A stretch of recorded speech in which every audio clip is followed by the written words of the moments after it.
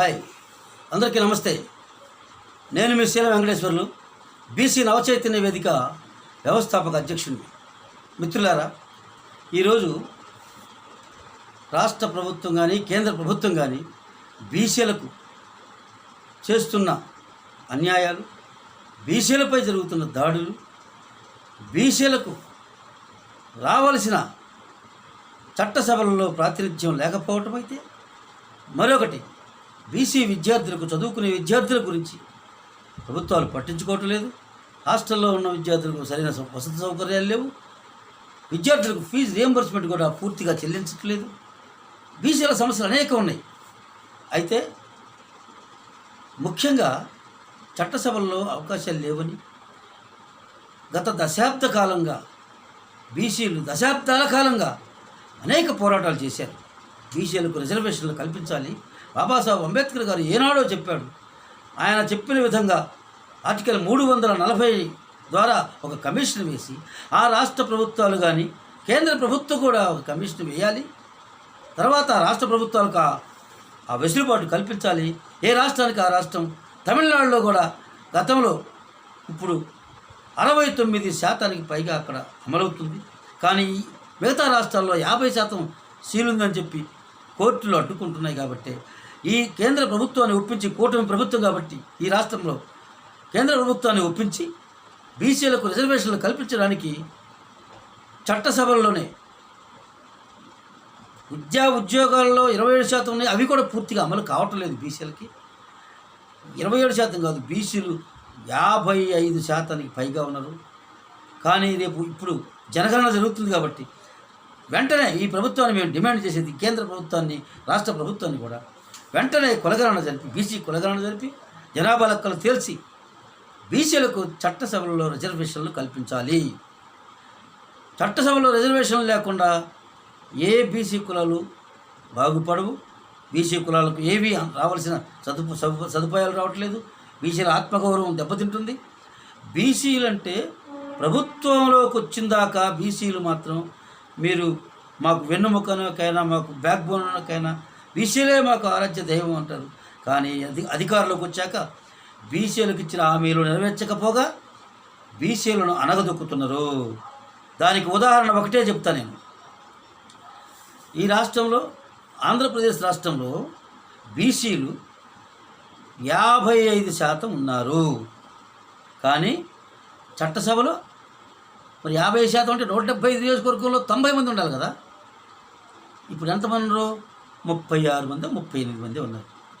కానీ ఈ రాష్ట్రంలో 3.31% ఉన్న, 3.5% కూడా లేని ఇప్పుడున్న పాలక వర్గం 36 మంది పైనే ఉన్నారు. గతంలో ఉన్న పాలక వర్గానికి చెందిన వారు, ఆ వర్గం 4.81%. అంటే వారు ఒక 10 మంది ఎమ్మెల్యేలు మాత్రమే ఉండాలి జనాభా దామాషా ప్రకారం. కానీ 39 మంది ఎమ్మెల్యేలు వాళ్ళు ఉన్నారు. వీళ్ళు 3 కొట్టే 7 మంది ఎమ్మెల్యేలు ఉండాలి ఇప్పుడు పాలక వర్గాలు. వీళ్ళు 36 మంది.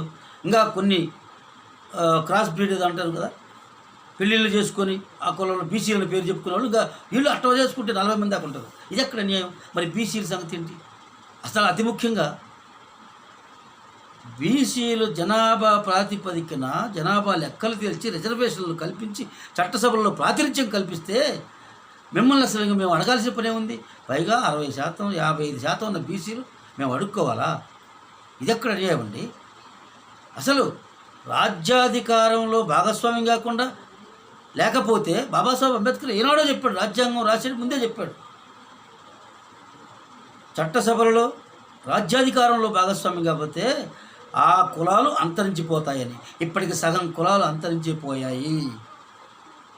రాబోయే రోజుల్లో కూడా కొన్ని కులాలు కనుమరుగైపోతాయి. కాబట్టే మేము డిమాండ్ చేసేది, ప్రతి కులం, బీసీలు 142 కులాలు ఉన్నాయి, లేదా 150 కులాలు ఉన్నాయి. ఈ కులాలన్నీ చట్టసభల్లో అడుగు పెట్టాల్సిందే, అవకాశాలు కల్పించాలి. జనాభా ప్రాతిపదికన రొటేషన్ పద్ధతిలో ఒకేసారి అందరూ 150 కులాలు రావు.